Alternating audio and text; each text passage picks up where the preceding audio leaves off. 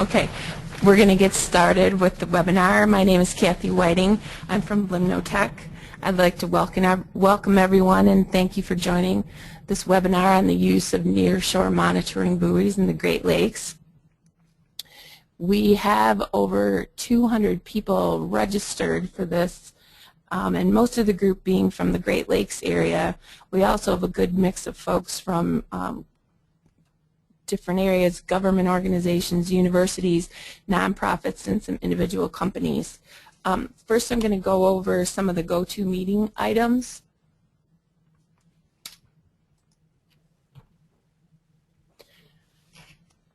So what you see here is the attendee interface with the presentation window and the toolbar, and you can maximize your window just like you would with any regular window.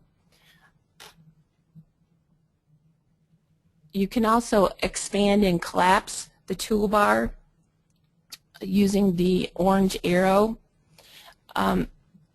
There's also the box to view and select your audio, which I'll talk about a little more in a minute. And then you can submit questions using this chat box. Please submit your questions as they come up using this chat box. We are going to try to answer one or two questions after each presentation as time permits, and then we also should have time at the end for a few more questions. Questions that we can't get to today during the webinar we'll answer directly via email. And then lastly, everyone should be on mute. For the audio, here's the audio section of the toolbar. You have two options, one to use your computer speakers and the other is to use the telephone. If you want to use the telephone, you should dial in using the number on your screen and then the pin on your screen, and then you should be connected and you can adjust the volume. Nearshore monitoring buoys are a relatively low-cost way to provide real-time data on marine conditions to a variety of users, and our objective with this webinar is to show how users can increase access to this real-time data. There are a lot of different types of monitoring buoys. This is just a few examples that I've shown up here. But there are a number of different options besides the examples that we are going to be talking about today in the different presentations. Here's an overview of our agenda for the webinar. First, we're going to have Don Wire from S2 Yachts talking about the Titus buoy, and then we'll have Dr. Guy Meadows from the University of Michigan, Dr. Robert Schuckman from Michigan Tech Research Institute, and Ed Verhamy from LimnoTech talking about specific applications. We also have Sarah Maples from Gloss, and she'll be giving us an overview of data management and communication. And then Greg Peterson from LimnoTech will wrap things up. And then, like I said, we hope to have some time for questions at the end. We will also be recording this webinar, and we will be sending out the link for everyone to access the webinar. We'll be emailing that to everyone on Monday. I think that's everything, and now I'm going to turn it over to Don Wire. Thank you, Kathy. Like she said, my name is Don Wire, and I work for a company in West Michigan called S2 Yachts. We have had the pleasure of being involved in the Great Lakes Observing System a fair amount with the design of our buoy. S2 is largely known around the world as Tierra Yachts. This is what we do. We build high quality, very durable products for the severe marine environments all around the world. Here's a couple of our other products, the Tierra Yachts, and we're also manufacturers of pursuit fishing boats as well. Back in March of 2009, we had an opportunity to collaborate with the Ocean Engineering Lab at the University of Michigan. The OEL lab had some frustration with buoy equipment that was available, its price and lack of flexibility primarily. They sought our help in helping out with a platform. So we took that opportunity to design a buoy for coastal monitoring, and that's turned into an enterprise for us to partake in. The design objectives for the Titus 900 is operational efficiency. It's a high-value, high-quality, very durable buoy that requires very little maintenance and is very flexible for configuration and reconfiguration from season to season. This is a picture of the Titus 900. It's about 1 meter in diameter. I'm not going to get too terribly deep into a lot of specifics, just a general overview about the buoy. First and foremost, I'll mention here that solar panels, solar charge controller, and 24-hour amp-hour battery are part of the standard equipment. As we carry on, I will scroll through basic buoy anatomy for the Titus 900 in a top-down approach, starting at the very top. Again, keep in mind a lot of the technology will be discussed by other presenters.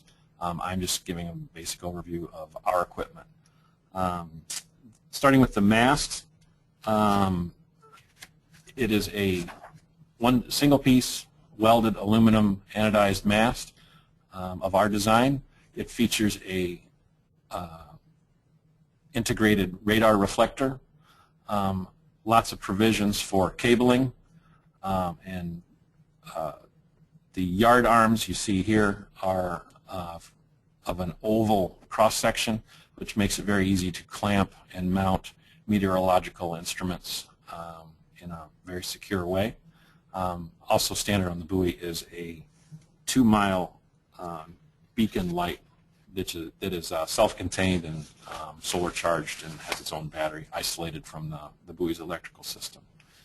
The mast is attached to what we call the electrical housing immediately below the mast. Here's 3 of them laying on their side. Inside the electronics housing is a NEMA enclosure that comes with the buoy. It's very similar in size and proportion to the one you see here. You can also see this is one of 2 of the gaskets that that seal the top or the electronics housing to the main buoy body. Here's an inside view of the electronics housing, and we mount our NEMA enclosure on a removable panel that makes on-the-water service possible from a small boat. Moving downward a little further into the main buoy body, we're looking at the top of the deck here, which has 3 of the 6 solar panels on it.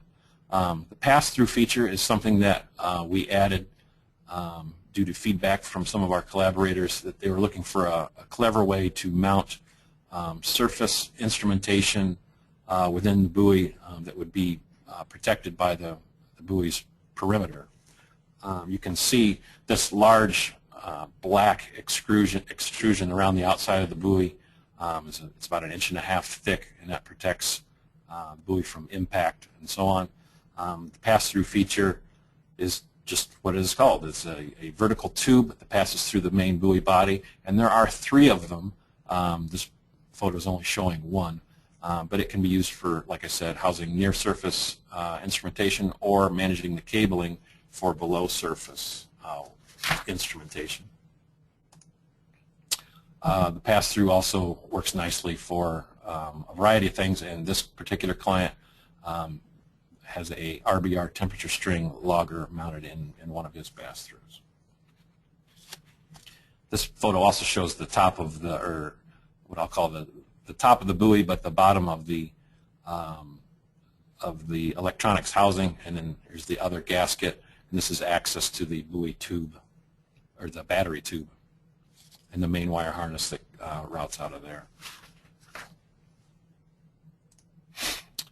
We also have a what we call an instrument carriage option available that can be adapted to a variety of surface instrumentation.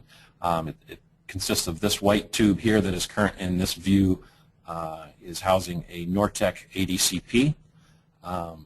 From the top of the buoy, the instrument carriage lifts out, and then you can also see conveniently located the cable outlet for this instrument to be plugged into the main buoy body.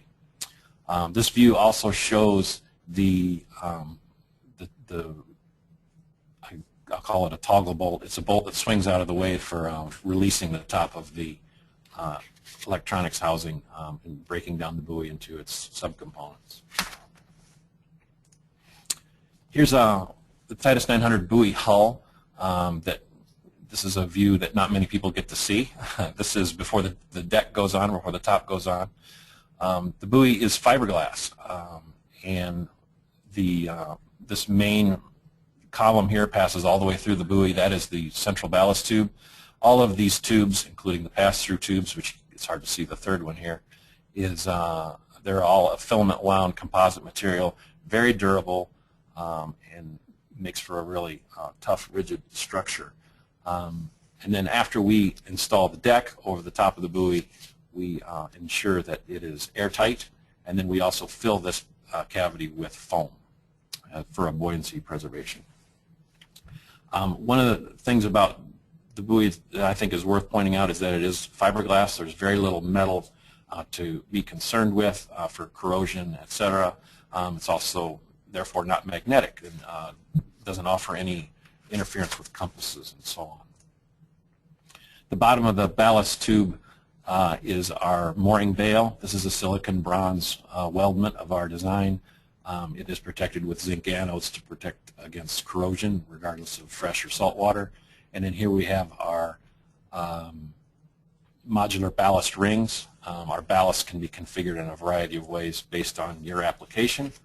And then we also use this large ship link chain as a ballast supplement. The buoy is not a very large diameter, so it gets its stability from a low center of gravity. We do offer a trailer option, which makes for a very simple transport and storage of the buoy. Here's an example of that. I like to tell people that this trailer is grad student proof. So application for that certification was not easy to get, but there it is. So that's the Titus buoy on a trailer. Here's one hanging in our shop that's nearly complete for a client. This was done in one of last year's production batch. We are getting ready to produce another batch very shortly, and if you have further questions, I'm glad to take those and, of course, supply as much information as I can for you. Okay, thanks, Don. We did have a question about how tall is the mast and how far above the water surface is it? That's one of those many numbers that I don't memorize, so I'll refer to my cheat sheet. The height of the mast reaches about 3 meters above waterline, and the buoy is, like I said, just a little bit over 1 meter in diameter. So that's one of the basic numbers. And I have a fact sheet I can send you to if you'd like to drop us an email or let me know. Okay, great. Thanks, Don.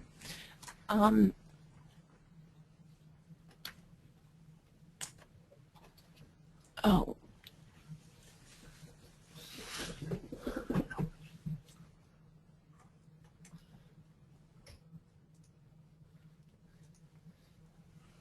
Okay, and now I'd like to turn it over to Dr. Guy Meadows from the University of Michigan. Thank you. Welcome, everyone. Good morning. The Ocean Engineering Lab at the University of Michigan has been involved for almost 30 years now in developing environmental monitoring platforms, primarily for the Great Lakes and coastal oceans. GLOS, G-L-O-S, the Great Lakes Observing System, is that entity within the Great Lakes that represents the integrated ocean observing system, which is nationwide to provide oceanographic measurements and large lake measurements here in the Great Lakes of environmental parameters that will help make informed decisions by communities and decision makers. Our little part of the world we've called the Upper Great Lakes Observing System, and that concentrates primarily in the northern part of the Great Lakes, as you'll see, and other universities are actively doing very similar things throughout the entire basin. We began in northern Lake Michigan in Grand Traverse Bay in 2008, deploying the first of the U-Gloss buoys. In 2009, we added the first Titus buoy in that region and continued to develop the network with a whole series of partners. We partnered with Michigan Tech University, that you'll hear from Dr. Schuckman shortly, up in Lake Superior on either side of the Keweenaw. We partnered with LimnoTech in southern Lake Michigan. And I think the real secret to the success of the growth of the buoy network, in addition to federal interest, has been in developing these very strong partnerships with local communities as well as with S2 Yachts in terms of manufacturing the buoys and with our other university partners. And in terms of those partners, you just heard from Don Wire from S2. We're very proud of that partnership, and we're very proud how the Titus 900 buoy has evolved to be a very versatile platform. And I'll talk a fair bit about some of that versatility and why certain measurements are being made routinely. Our other partners include a whole variety of folks around Little Traverse Bay and Grand Traverse Bay. Our most recent addition to the Upper Great Lakes network has been offshore of the Ludington area, and again, we have partnerships there that have developed primarily as a result of intense interest by the charter boat fishing community in that region and great support from the city in terms of sponsoring the buoys. LimnoTech has brought a partnership with the power generation industry that again is another avenue where automated real-time measurements are critically important. The Great Lakes universities are all part of this network. The first large inland lake buoy went in 2 years ago at the University of Michigan's Biological Station at Pellston. So that buoy is located on Douglas Lake, and as I say, it represents the first addition of a coastal ocean type buoy to an inland lake environment. That has worked out extremely well. We are strong partners with the Great Lakes Environmental Research Laboratory of NOAA and with the National Weather Service throughout the Great Lakes regions, who again use these buoys for a number of model developments and forecasting applications. Most recently, National Park Service has been very interested, so that brings in addition the Department of Interior, and the Coast Guard relies on these buoys for search and rescue operations and for planning their daily operations. As I said, I think the premier partnership has been with the initial design of the buoy occurring at the university, but then as the buoy program evolved, we firmly believe that universities ought to be involved in research and science, and the manufacturing ought to be turned over to the real professionals. So through the university, we transferred that technology to S2 Yachts in Holland, and the product that they have created has been extremely reliable and extremely beneficial to the overall program. And just to hazard a guess, I think by the end of this year there will be some 14 or 15 of those deployed throughout the Great Lakes, with a couple of going to Alaska, and they're starting to their popularity is starting to grow. In terms of some of the details, as the Great Lakes universities got together and decided what was required to be measured for the Great Lakes Observing System, a whole series of requirements came out of those meetings and were transferred to S2 Yachts. But essentially, each of these buoys that are part of the GLOS network measure incident solar radiation, wind speed, wind direction, wind gusts, air temperature, relative humidity, barometric pressure. If they're equipped with an acoustic Doppler current profiler, then they measure the flow of the water beneath the buoys from the surface all the way down to the bottom, and those measurements are corrected for the motions of the buoy itself. These buoys mostly contain the Ocean Engineering Lab inertial wave sensor, which in addition to providing wave height and wave period, supplies the wave direction, and that's a very complicated process. The reason to go to that extreme difficulty is the new operational wave plan for the coastal oceans and Great Lakes. Requires all new wave sensors to measure the direction of the wave's approach in terms of what is called the first 5 four-year components. These buoys meet that new requirement, and that will be the standard going forward into the future. One of the pass-throughs that Don Wire spoke about was the ability to put a YSI or similar type of water quality multi-probe in one of those pass-throughs. The buoys have been designed and integrated to accept a whole variety of these types of standard sensors. So if one were to do that, then that whole list of water quality parameters becomes instantly available on the buoy. So dissolved oxygen, blue-green algae, turbidity, chlorophyll, temperature, depth, conductivity, pH. We have also developed a thermistor temperature string to suspend below the buoys, and I'll talk about that a little bit more. But I think what is critical at this point is our buoys are set up to report all of these measurements once every 10 minutes. And that information goes directly to the Great Lakes Observing website, which you'll hear about in the later part of the presentation, directly to National Weather Service, and directly back here to the university for display and archiving. So they're very capable little soldiers out there. Again, these are the current locations of the buoys that we affectionately call the Upper Great Lakes Observing System. We were able with Michigan Tech University to add a buoy on the south side of the Keweenaw Peninsula last year, and one off Ludington. 2012, there probably will not be any new university buoys entered along the coastal region, which again speaks very strongly to the need to develop far-reaching partnerships. Great Lakes Environmental Research Laboratory of NOAA does twice daily numerical predictions of wave heights throughout the Great Lakes. This is a comparison of the Great Lakes Coastal Forecasting wave predictions for the location of the Little Traverse Bay buoy, our NDBC number 45022.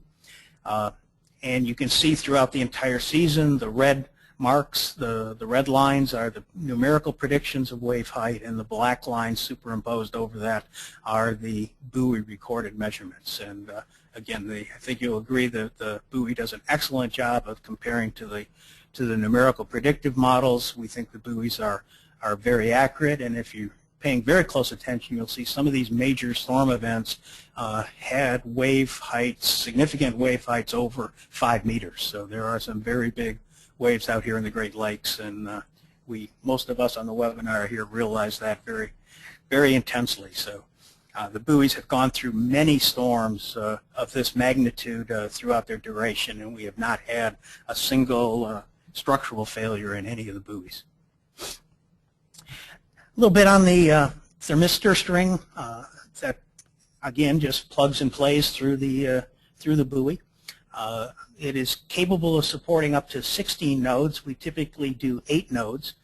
Each one is independent and supplies, again, once every 10 minutes a measurement of the water temperature at the depth of each of those nodes. And as the little diagram on the far right indicates, we try to get that bottom node very close to the bottom so that you're getting a true indication of the water temperatures throughout the entire water column.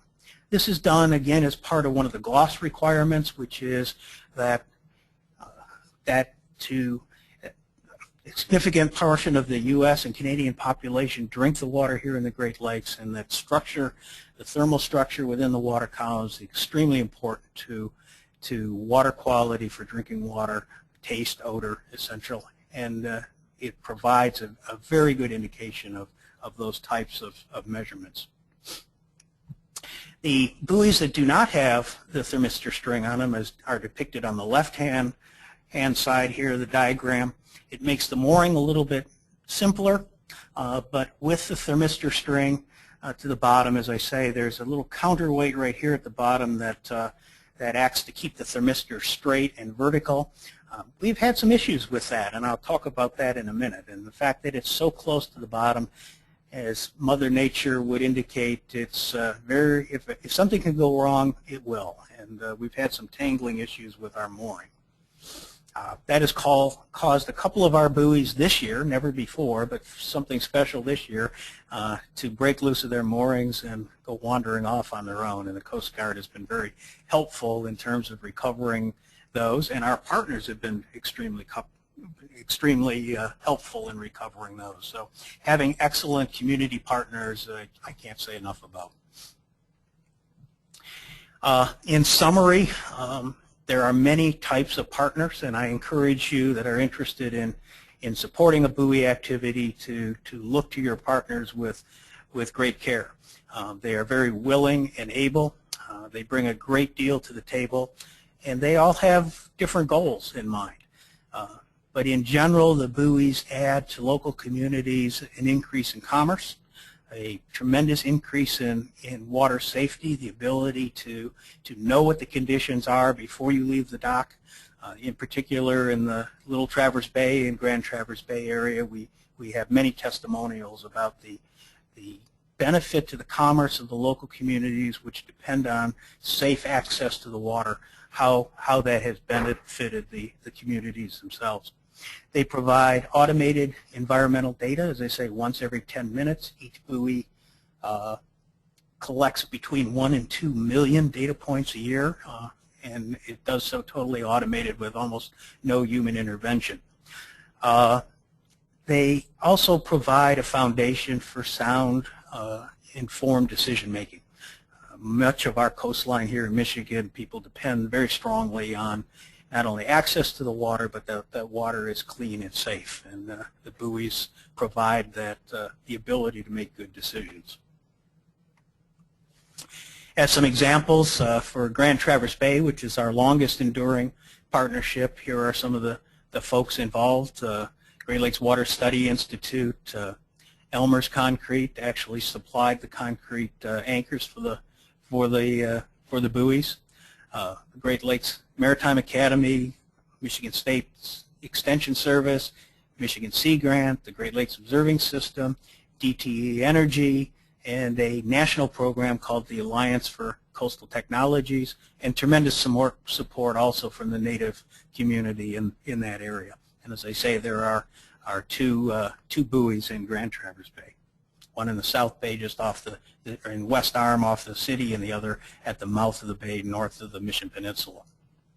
And similarly, in Little Traverse Bay, again, tremendous across-the-board support. Really like to thank the cities of Petoskey, Charlevoix, and Harbor Springs for their active participation. Irish Boat Shop, Wallströms Marine, S2 Yachts, Bay Harbor have all played major roles in terms of not only making the buoy possible, but actually providing real in-kind support to our activities. If something goes out in the buoy, we could simply, rather than making a 5-hour trip up with a boat each way from Ann Arbor, we can simply send the part up there and they'll run out and swap it out. And this buoy did break loose from its mooring this year in a big storm, and it was too rough for the Coast Guard to go out and save the buoy, but our partners went out and saved the buoy. So you can't say any more than that about what great partners we have. Be glad to answer questions, but again, from the university perspective, developing these partnerships and having this buoy network grow has been a tremendous thing to be a partner of and a part of, and it's something that we hope continues on into the future. Thank you. Okay, thanks, Guy. I want to encourage everybody to continue sending in questions. But for Dr. Meadows, we had a question about the other lakes, Lake Erie, Lake Ontario, if you have done any work there. We have not, but again, part of the GLOSS Great Lakes Observing System Network has partners in both Lake Erie and Lake Ontario. You'll hear a little bit more about that later on, and there are presently now 3 buoys down in those ends of lakes on the U.S. side that are part of the GLOSS network. And keep in mind, these buoys are designed to complement and add to what the federal government and the Canadian government is doing in the center parts of the basin with the National Data Buoy Center buoys. We've actually configured our website so it identically mirrors the NDBC website, so that if you're familiar with using that, then switching to the coastal buoys is it will look exactly the same to you, but provide more detail. And again, we make measurements every 10 minutes because things change very rapidly in the coastal zones, and people need that type of high resolution and very short time period data to make intelligent decisions. Great, thank you very much. And now I want to turn it over to Dr. Robert Schuckman from the Michigan Tech Research Institute.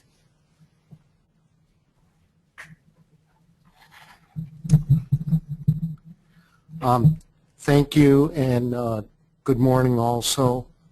I'm going to talk about the Lake Superior Water Monitoring and Information System, and it's our intent to generate long-term water quality, meteorological, and wave parameter measurements in Lake Superior. As you can see on the summary slide, this is truly a collaborative effort with folks in my institute at Michigan Tech Research Institute in Ann Arbor, as well as university participants in Houghton, as well as Professor Meadows.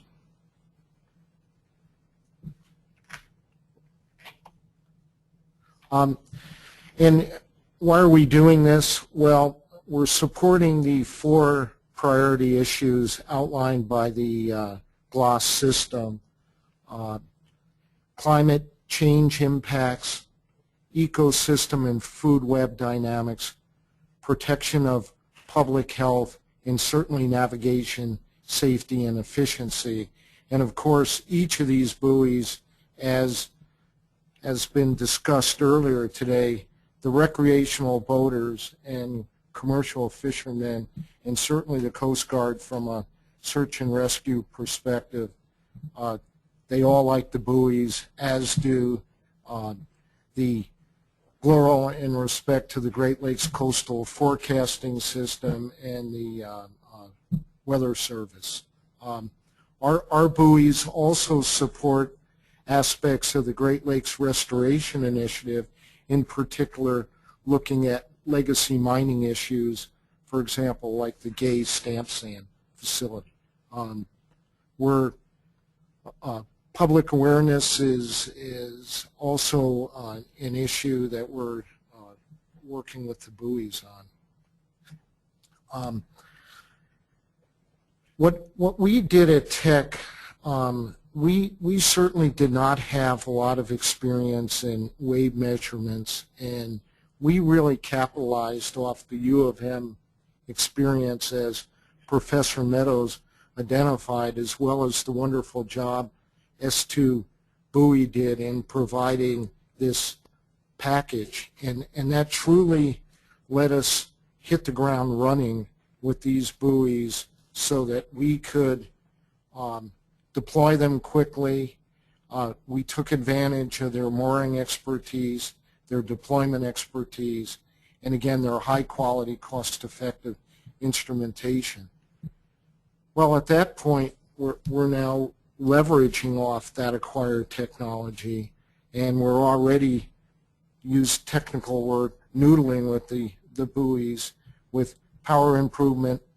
We're going to a 3rd generation wave sensor, again in partnership with University of Michigan. We have a new approach in parallel with the thermistor, that 8-node thermistor chain that Guy described. We're going to a single wire, 1 meter incremental thermistor that we think, if it pans out this summer, could be a very cost-effective addition to the S2 technology. And because we're in Lake Superior, cell phone coverage is problematic in places. We're also running an Iridium communication link with the buoy so that we can move to very, very remote areas. I was asked to talk a little bit about our funding, and it certainly is funded by GLOS, but the university has, through our VP of Research, his Infrastructure Enhancement Award, we put money in from my institute, but we also have cooperative arrangements with the National Park Service. For example, them giving us access to the Ranger, which I'll talk about in a minute, as well as use of their barge for deployment and removal of the buoy at the end of the season.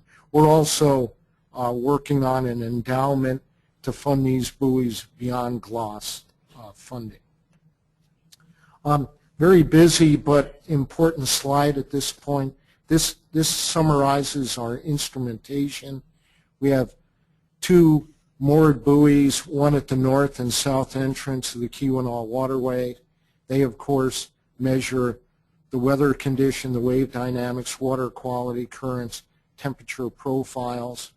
We have a set of what we call eye buttons. These are the same buttons used in the shipping of commercial fish. We've put waterproof sensors on them. They record all summer at both the north and south end of the channel.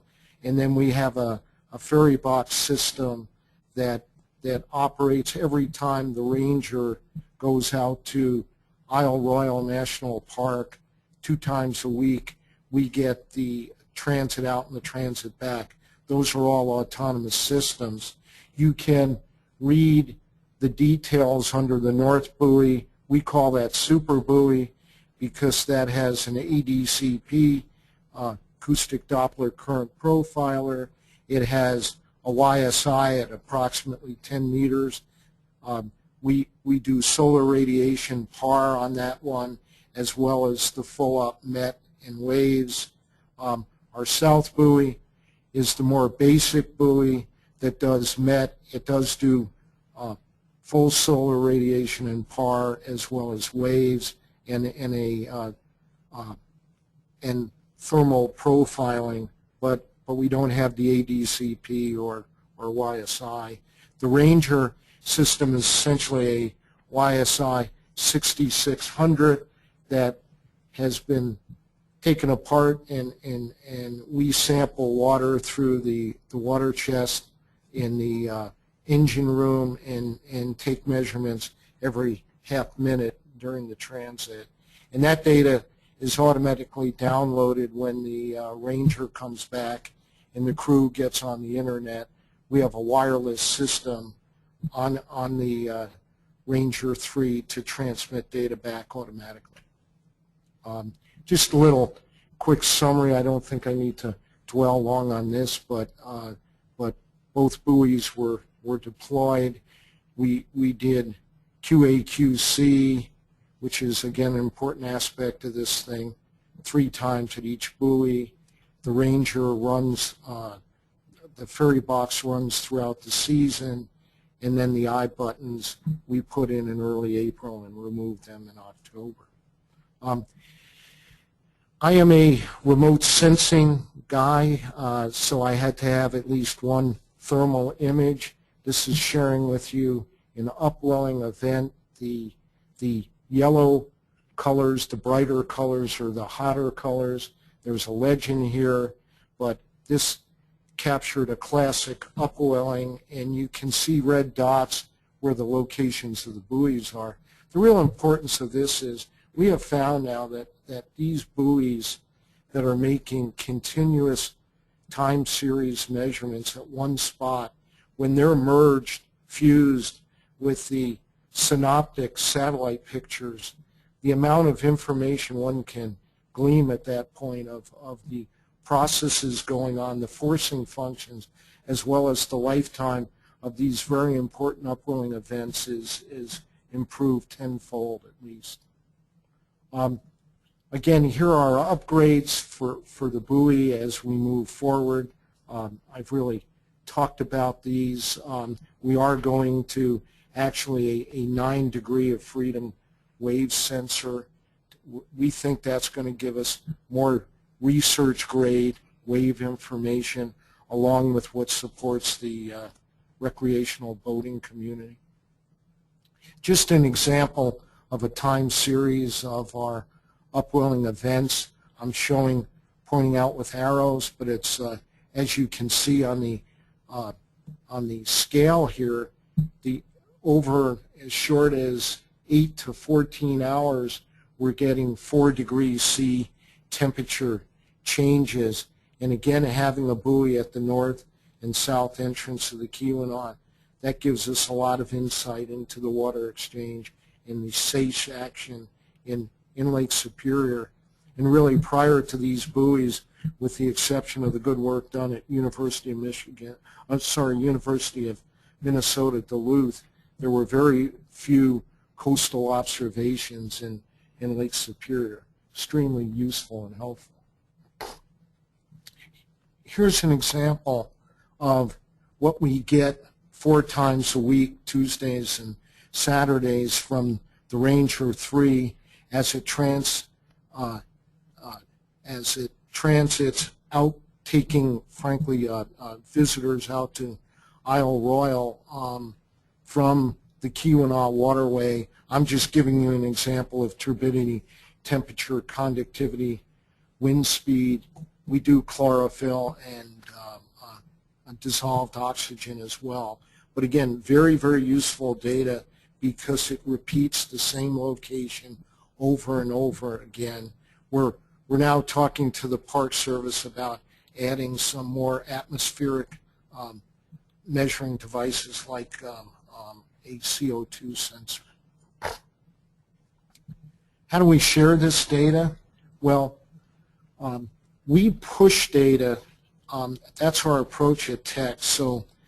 And frankly, at University of Michigan and the Cook results you'll hear as well. So the buoys, every 10 minutes, right now through a modem, Veridian based, pumps data out to various websites, and our main delivery site for our observations are the first one listed, really, michigantechlakesuperior.org. The data also is sent near simultaneously to the National Data Buoy Center.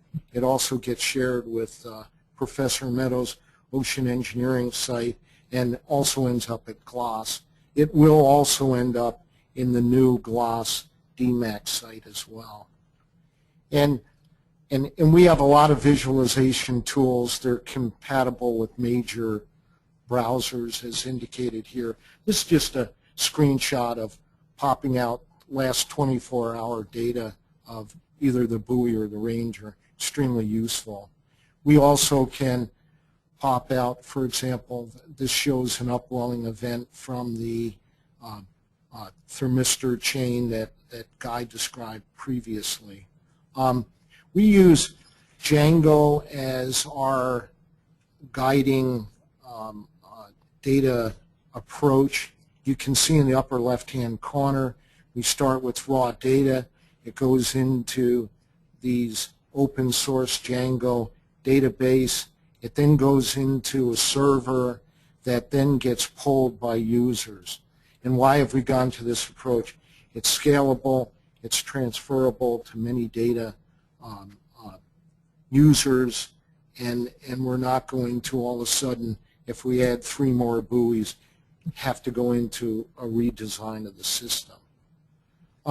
To conclude, the data collected are presently used to support commercial fishing. They provide inputs into models and really validation of our remote sensing products.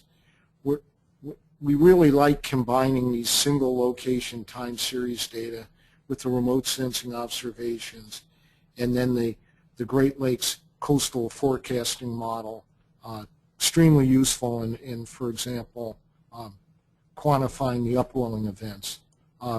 We also like the buoy platforms because, again, S2 had wonderful insight in terms of letting us have additional portals for hanging experimental sensors that as a research university we can create and then literally plug and play with them within the S2 framework. And again, I encourage people to go to our Lake Superior Water Monitoring and Information System. Again, I'm showing you there. That's where all the data is housed at this point. Thank you. Thanks, Bob. Do you want to take a minute and talk a little bit about how you handle the data QA/QC with the data that you're collecting? Yes, and as we all know, the audience out there, QA/QC, the $64 question or the infinite sink of time and money. We do a couple of things on QA/QC. We certainly bound the sensible values that a given in situ sensor should produce, and if we exceed that range, we don't share that right away. We flag that data for later use. For example, for the YSIs, they're pre-calibrated prior to deployment. We then sample with a ship-based YSI. We compare those, and then when the YSI comes out at the end of the year, we compare the initial to the final calibration, and then correct the databases before we share them. Thanks. Great. Thank you, Bob. And next we're going to have Ed Berhamey from LimnoTech. Thanks, Kathy. Today I'll be talking about our buoy application on Lake Michigan. We are working for the Cook Nuclear Power Plant, which is between St. Joe, Michigan, and New Buffalo on the southeastern shore of Lake Michigan. I just want to point out that at the Cook Power Plant, if you've never seen it from the water, there's the Grand Muir State Park to the north and the Warren Dunes State Park to the south. So just a beautiful, beautiful area, sand dunes. And this next slide here just kind of shows the nuclear power plant kind of wedged in between the sand dunes.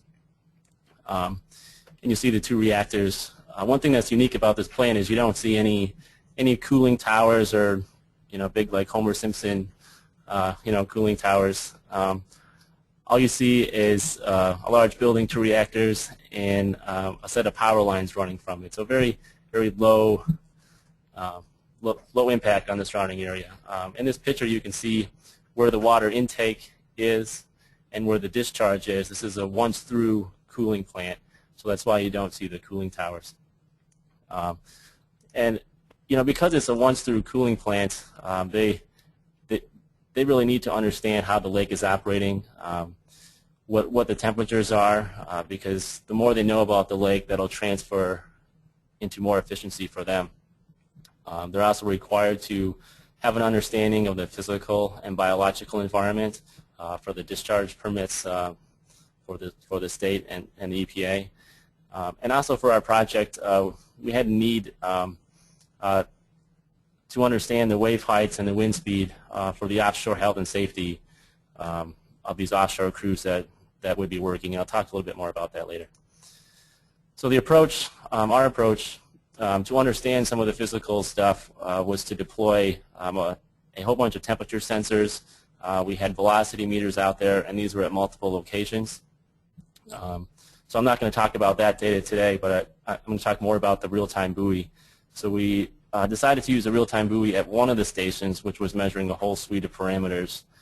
And so when we were early on in the project trying to decide, why do we need a real-time buoy? And the real turning point for us was all of the offshore work that would be happening and all the crews. So in this picture here, you see a jackup barge that was doing some offshore drilling to understand the subsurface geology. And so there was a crew of 6 people going out every day for several months. And so for the health and safety reasons, they needed to know what the wave height was locally and at a high frequency. So that was a real decision point for us on why to go real time. The other reason was that the plant itself was really interested in knowing in near real time what the lake conditions were, so the thermal structural the thermal structure of the lake was important to them. So we deployed a real-time buoy. It was deployed 2.5 miles from shore in 70 feet of water. It had a basic set of sensors on it, most of which has already been talked about, so I won't go into detail. And again, I just wanted to point out that the buoy is reporting every 10 minutes, which is a huge advantage, as Guy mentioned in the boating world, that an hour is a pretty long time if you're trying to make a decision, and 10 minutes is much higher frequency. Here's just some pictures of our deployment. So we used our boat to deploy the buoy. We used the jacket barge to help us deploy our mooring. You see there on the left, and then the buoy, as Don pointed out, was transported very easily on a trailer. The primary data access priorities for the buoy, our number one goal with data coming from the buoy was to have it available for AEP and the offshore work and the on-site work. So we utilized Guy's website for that. Our second priority was to be able to share the data with other users. So we were sending the data to the National Data Buoy Center, where it was accessed by the National Weather Service, by the Coast Guard, by the sheriff, by the fishermen, and we're also sharing it with the Great Lakes Observing System, going into their network as well. Our third priority was to make sure the data that we were sending to all these groups was of high quality. So we had some hard-coded stuff that was in the buoy software itself. We were also doing some manual QA, QC checks where we just kind of watch the data every so often, check it every day, once a week. And then we also relied on others to watch the QA, QC for us. So, because our contact information was out there with the NDBC and at the U of M website, they were able to send us an email when they saw something that was up. Here's just a sample of some of the data coming from the buoy. Like I said, our main reason for going with this buoy is the wave height data. And so you can see why or how fast wave heights can change on Lake Michigan. These are some of the fall events that came through this year. The one in particular I wanted to point out was within a matter of an hour or two, the wave height went from less than a foot to almost 10 feet. And so for a boater, that's very critical, knowing that information. I also wanted to point out, for an event that happened in the summertime, what the offshore buoy was showing. So that's shown here in the gray line as their hourly wave height measurements, and the black line is what our buoy was recording near shore. So this was a fast-moving storm cell that didn't really hit the middle of the lake, but you see how within 20 minutes the wave height was close to 4 feet. So just having that local real-time data available to our team and then also to other people. Guy showed this comparison, but I just wanted to also show that for our buoy in Southern Lake Michigan, that the NOAA wave model was accurately predicting the wave heights. And I will point out that this is their nowcast model, so it uses actual wind speeds and conditions, and so it's more of a hindcast prediction. They have a forecast model that looks out into the future, but again, people know that the forecasts change and conditions change, and so this model wouldn't be as accurate, or the comparison wouldn't be as good if we were looking at the forecast conditions several days out. But the model is a useful tool. There are many spots on the Great Lakes where the buoys aren't there, and so people could look to use the model data in place of buoy data, and we're working on some tools right now to make that more easy or easier. This is a plot of kind of a fall turnover event with our water temperature data. So you can see the red line is our surface temperature, the black line is our bottom temperature, and you can see how stratified the water column was, and then a large wind event moved through. And so for a fisherman, this would be very important data, knowing that they're going to have to go much further from shore in order to get below the thermocline. This is just a sample plot of our water velocity data. So for the surface currents, is shown on the top line. The middle of the water column is shown, and then the bottom currents. So you can see how fast these surface currents react to the wind, change direction, and sometimes they were even going in a different direction than the bottom currents. So for a physical modeler, this is very important data to kind of show how the internal workings of the lake are going and how the currents are moving and interacting. I just wanted to point out some quotes that we've received throughout the year from users. From John Taylor at the National Weather Service. I'm not going to read the quotes, but there was a lot of people who were sending us specific emails, making sure that we knew how valuable the data was to them. So we had surfers. I didn't know that there was a huge surfing community in the Great Lakes, and I know Bob and Guy have had similar experience where they're really looking for that wave height data. And also the local fishermen, they were happy to blog about it on their forums. They were talking about it. They were telling other people. And just when we were going around town in St. Joe, just having the name on our truck, everyone knew that we were the buoy people. So they'd ask us all the time. Everyone said, "Oh, you're the buoy people." So it was amazing how fast word spread once that data point was out there. And then also our project manager here at LimnoTech, who was working in that offshore drilling team. So she had said that it was almost it was an invaluable tool for them. Just some of the lessons learned. The original goal wasn't to send the buoy to all these other places, but we found that if you build it, so to say, if you put it out there, that that the users will find it as long as it's available through the regular data streams. And we found that the local people started relying on the buoy more than the other sources that they were used to. So they'd always check the buoy first. We were lucky in that our buoy wasn't down at all this year. We didn't have any problems. It was up from from June all the way until the end of October. And it trumps, and it really trumps some of the other sources of data that people have access to. And for us, for a private buoy being deployed, the costs were very reasonable. It wasn't significantly more expensive than using a non-real-time buoy.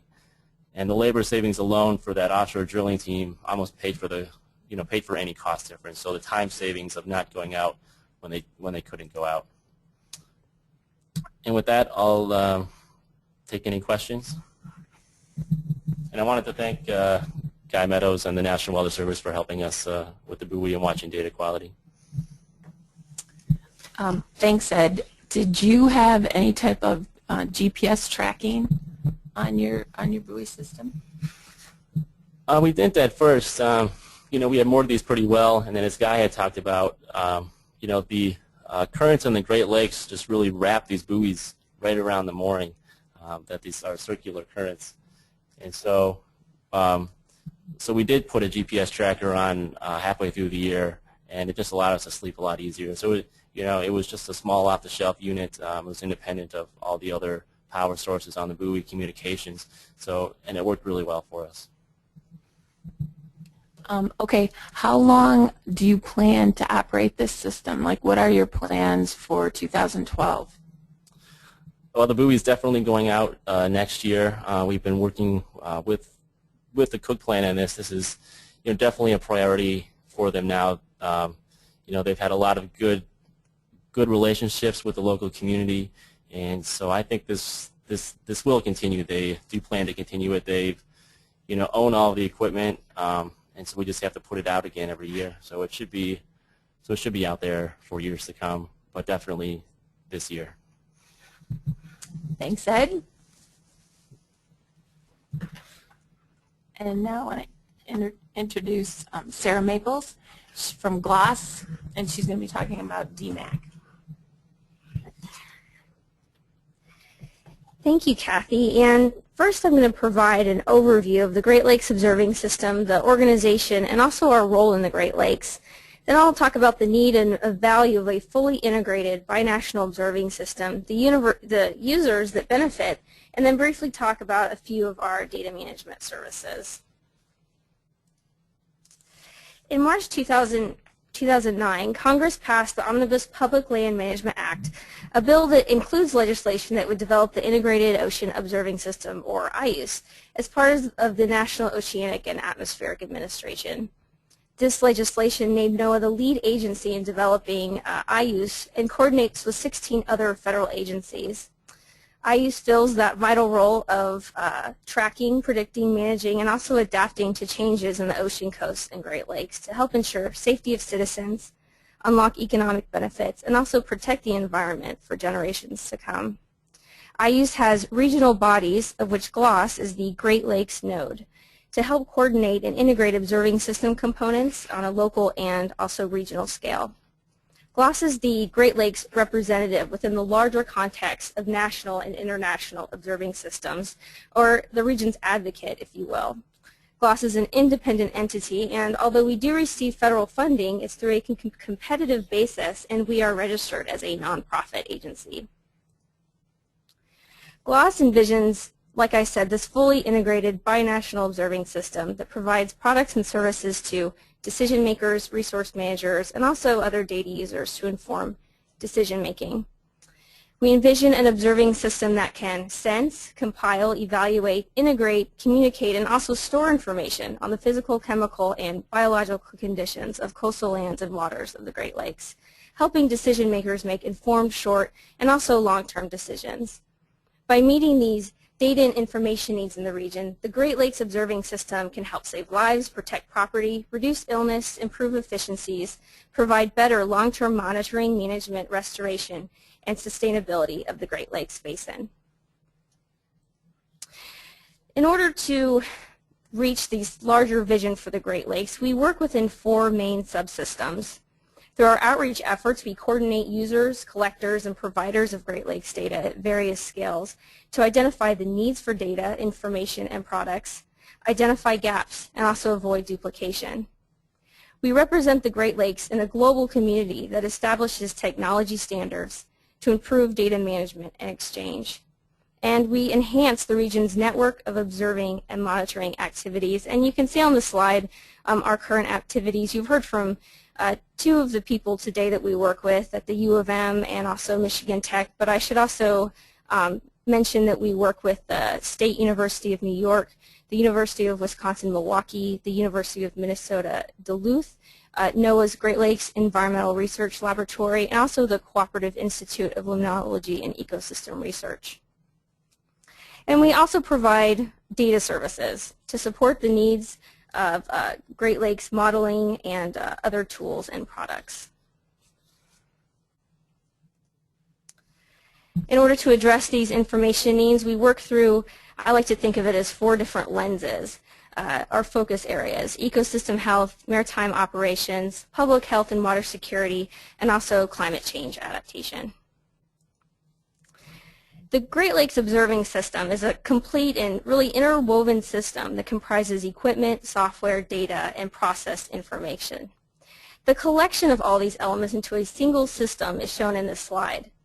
As you can see on the left, sensing observations are ultimately translated into data and information products and tools needed by a broad number of users. As you can see, this is a huge range from recreational boaters and fishermen, the shipping industry, emergency response teams, planners, fisheries managers, municipal water suppliers, beach managers, and also industries. As many of us know, there's a lot of challenges associated with collecting data, making it reliable, accessible, quality assured, and also relevant to users. GLOS provides a framework for connecting multiple data collectors, data providers, and also data users to develop standards, protocols, processes, and information technology to advance data management, observations, modeling, and technology in the Great Lakes in order to meet these user needs.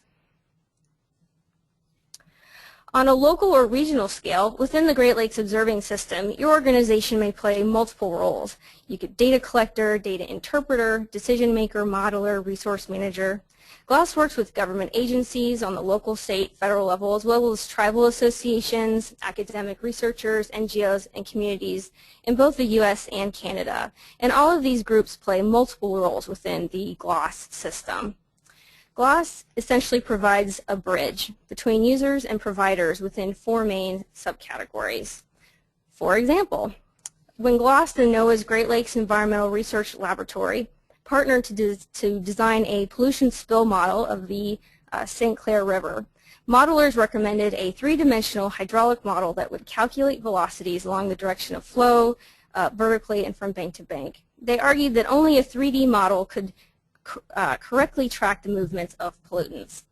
But GLOS heard a different view when it held a workshop with the water utility managers along the St. Clair that might actually use this information from the model to track spills. The managers said that there were already models of the river, but none that had been designed from their own perspective. They needed proof that the models could predict the movements of spills before they could base decisions on it. The managers noted that the model first suggested would take hours to run on a supercomputer, too slow for spill response, and the managers were interested in the movement of the pollutants, which could be different from the movement of water because of different specific gravities. GLOS and the Great Lakes Environmental Research Laboratory did develop a 3D model, but tested it with dye spills of different specific gravities. The model was run for a wide range of different conditions, and the results used to create graphs that managers could use during actual emergencies.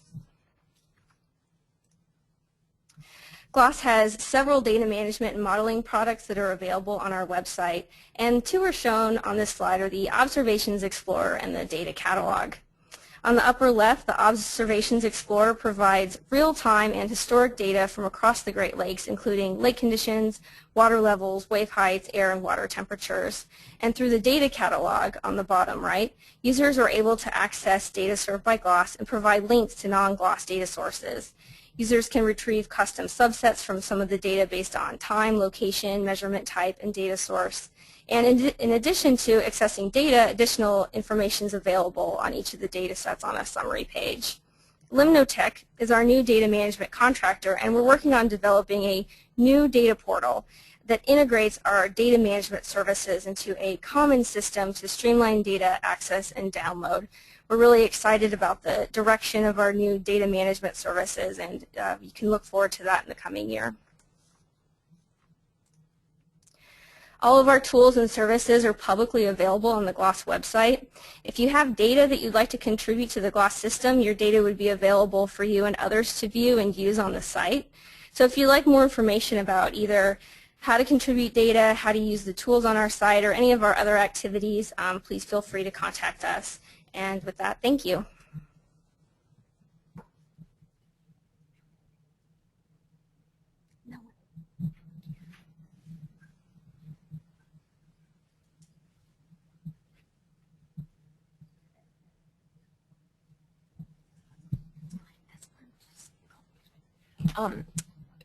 We had a question about some of the other lakes, Lake Erie or Lake Ontario, what might be going on there with people submitting data to GLOS.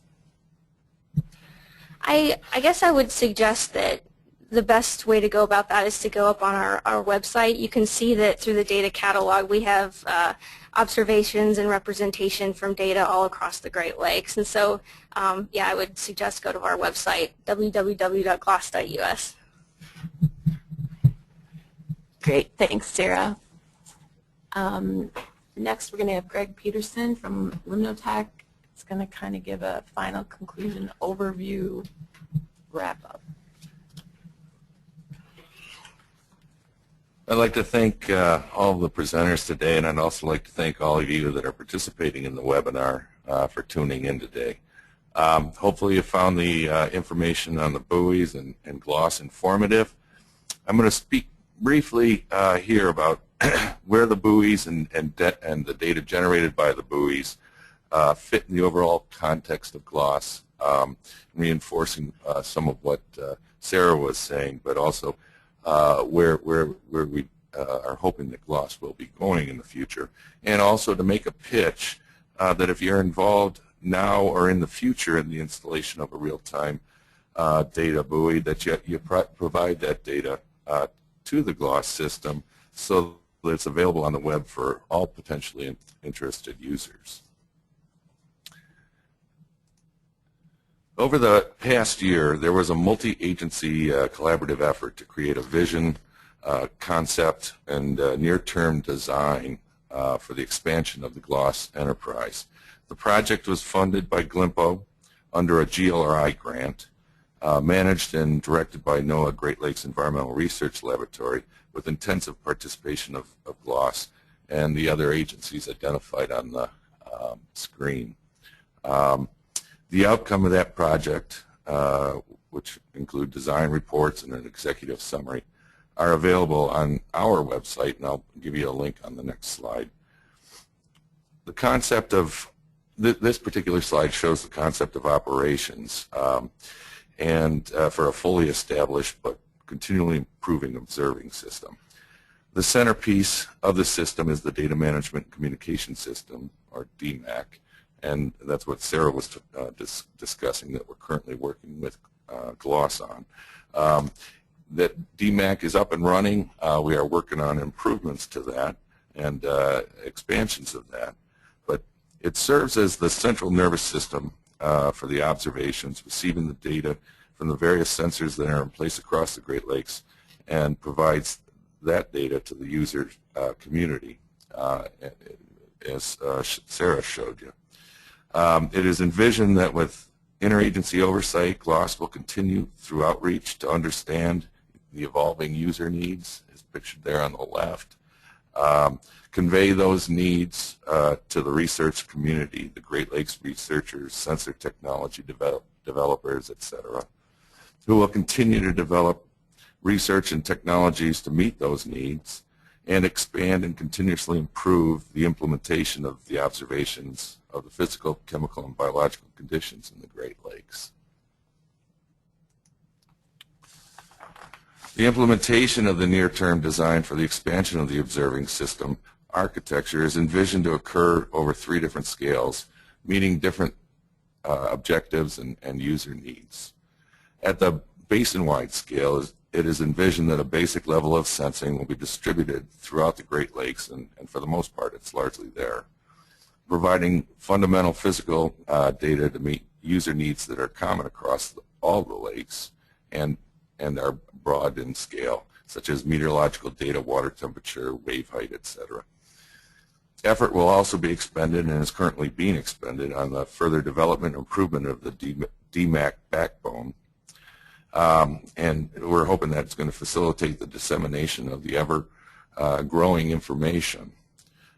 We envision the build-out of this infrastructure to be similar to the creation of the interstate expressways, being federally funded, much like the interstate highways were, but then allowing for the creation, development, and connection of local roadways that would be consistent with the more regional scale type observations of the observing system.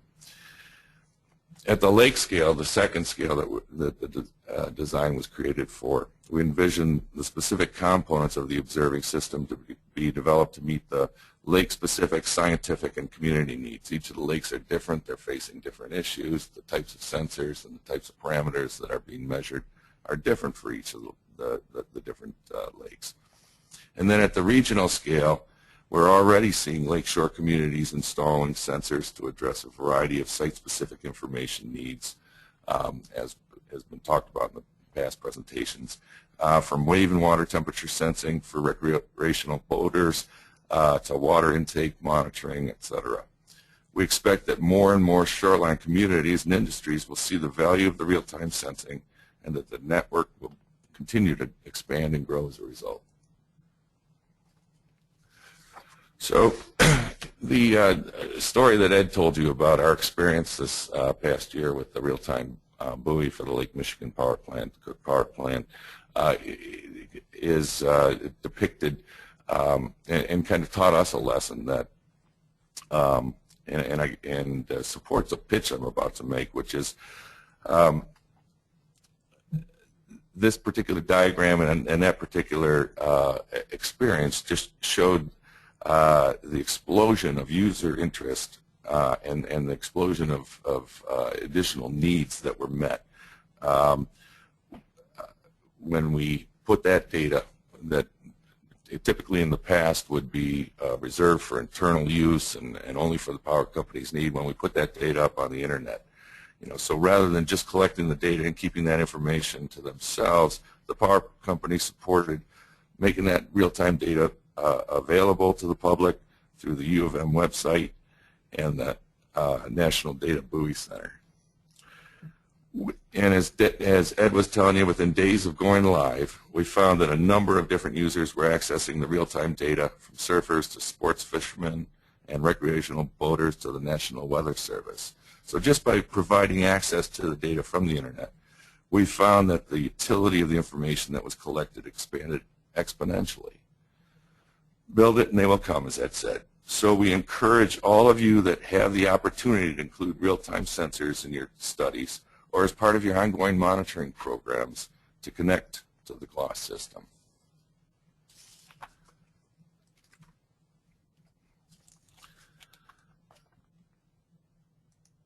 So the present sensing capabilities of the existing system are very powerful and reliable and are continuing to improve and expand in the types of parameters that can be collected. The costs for the information are reasonable and the economic benefits provided are ever growing. As the technologies continue to improve, it is expected that the types of information that can be collected and the utility of the systems will expand and unit cost will decrease. Much of the system is available and in place. Stations in open water support lake-wide reports and forecasts.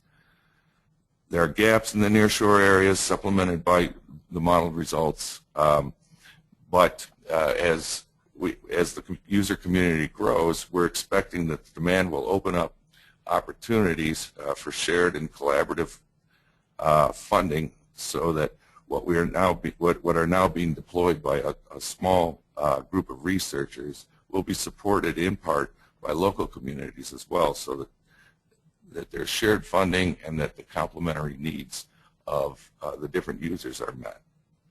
And we're envisioning that with this broad community support and meeting the various different objectives, that there's going to be opportunity for the shared funding that will then lead to a sustainable sensing system.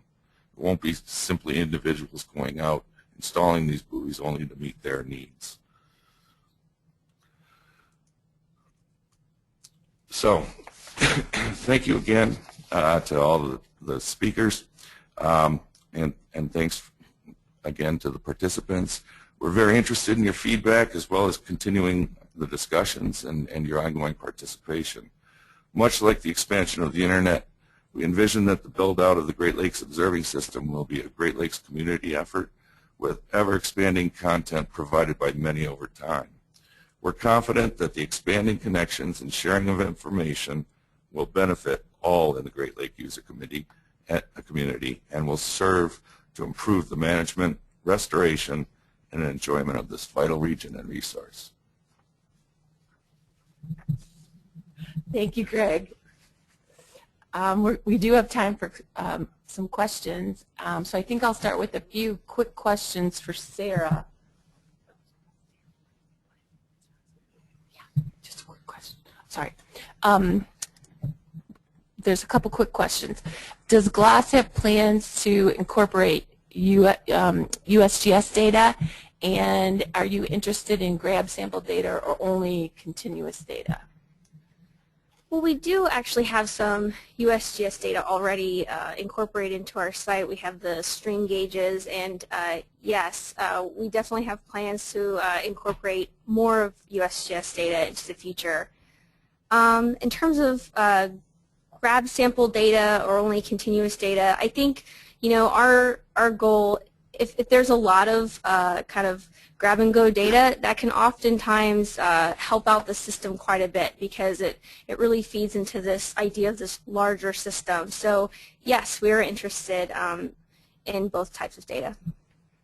Okay, great, thanks. Okay. we've had several questions related to the mooring system for the buoys. So Dr. Meadows, maybe you can talk a little bit about some more specific details about your mooring system, and maybe talk a little bit more about some of the issues that you had with tangling and when you know when they became loose. Sure. There's a whole series of questions that deal with moorings, so maybe I can knock off a bunch of them at once. We've taken the philosophy that to keep costs down, that we'd like to design a mooring system that we can remove and replace the buoy remove in the fall and replace in the spring with small boat operations, so something on the order of a 25-foot boat. So what we do is we drop a 2,000-pound concrete mooring block with a chain leader and sufficient mooring line, and we use primarily nylon line 3/4 to an inch in diameter, with enough of that scope so that it comes all the way to the surface. We drop that with a small tugboat or some feature like that. We drop it once and we leave it on the bottom for each repetitive year. We then can tow the buoy from just any launch ramp with the small boat and the trailer that you saw Don Wire describe out to the location, connect that to the mooring line, and drop the whole mess into the water.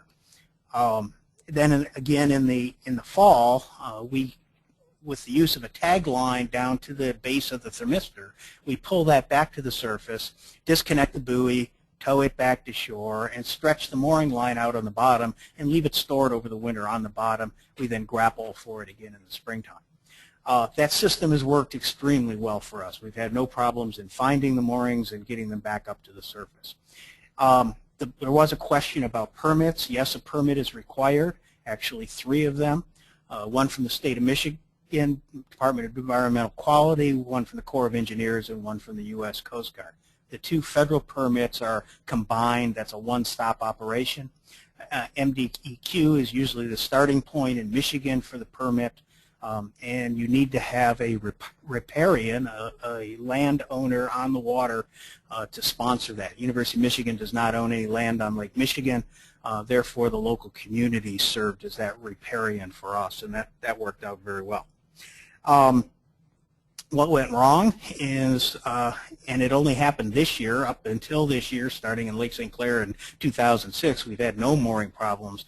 But for this year, as Ed indicated, the buoys did dance around the mooring all in the same way, counterclockwise, until they wrapped up the leader chain and wrapped up this very long mooring cable until they chafed on the edge of the buoys. And as engineers, we were not as clever as we should have been. It's very easy to cast a 2,000-pound cubicle type of mooring block with sharp edges. We are now replacing those with a mushroom-shaped anchor that doesn't have edges and no place for that mooring line to catch on. And again, the unusually long mooring line is the result of wanting them to be able to leave the mooring on the bottom and be able to disconnect the mooring without using divers or any complicated operations in the fall that actually reaches all the way to the surface. So the buoy has a fairly large watch circle that it penetrates in. One more. The buoys, you're only putting the buoys out during, you know, spring to fall. You're not able to do that in the winter, right? Right. Even the large $1 million a piece NDBC buoys cannot survive typical Great Lakes winters. So unfortunately, all the buoys come in as late in the season as we're comfortable with leaving them there. This season, we could have probably gotten away with them still being out there. It's been a very, very unusual year. But yes, we do sacrifice the winter data. We're working on clever ways to get around that, but some of the most interesting science occurs during the very severe late fall and winter seasons, and we're sorry we missed that, but the buoys just will not survive that type of environment. And part of the issue is the buoy motions, how the buoy bobs in the water is how we sense the waves. And as ice accumulates on the buoy and the mass of the buoy changes, that changes our ability to accurately measure the waves and a number of other things. Great, thank you. I have a couple questions for Ed. How often did you maintain your buoy, and maybe talk a little bit about the battery? Sure. For our buoy, we put it in June, and because it has solar panels on it, those charge the internal batteries, and our power balance, is such that we don't need to come back and recharge the batteries or replace them at all. So the charge lasted all year, and so we didn't have to service it at all. So we put it in June, and we took it out in October. This next year we're going to put it in earlier, and hopefully mid-March, and take it out in October. So they're designed to be, to not be serviced throughout the year unless something comes up. If you start hanging or start putting like a water quality sensor on it that has some calibration requirements, that might change your service frequency. So all of the instruments we have are just more of the physical measurements, don't require any service throughout the year. Has your buoy ever been hit by a boat?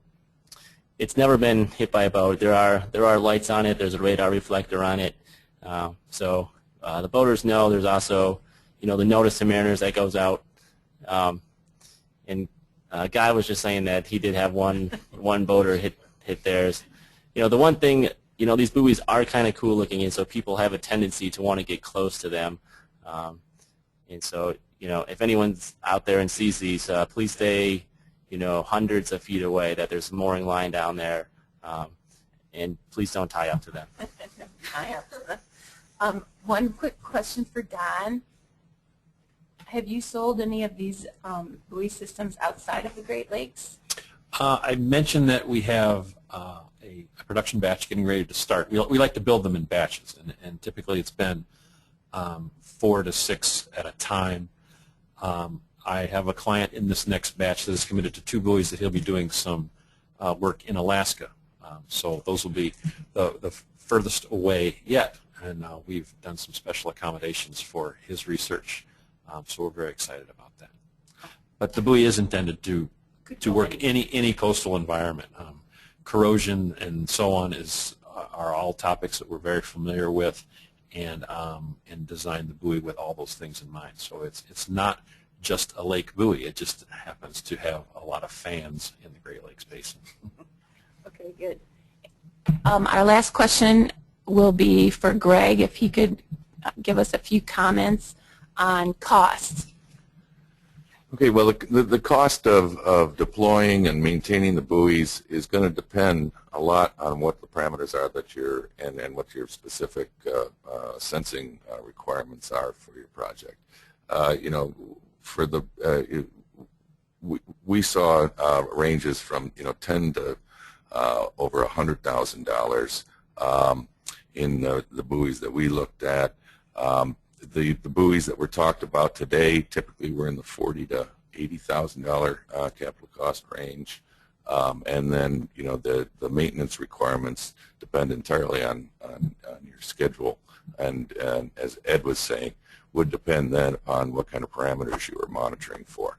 So the cost is really sensitive to the type of equipment. If you're going to hang a ADCP, for example, well, that adds $20,000, and that's where you get into the $80,000 kind of range for the buoys.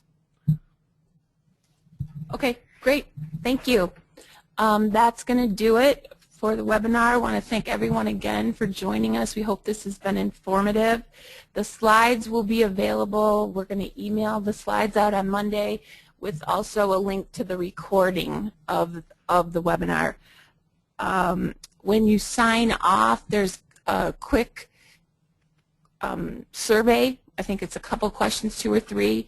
We'd really appreciate it if you just take a second to let us know if you found this helpful. And then any of the remaining questions, we will be emailing answers to those questions. So thank you again, and that's it.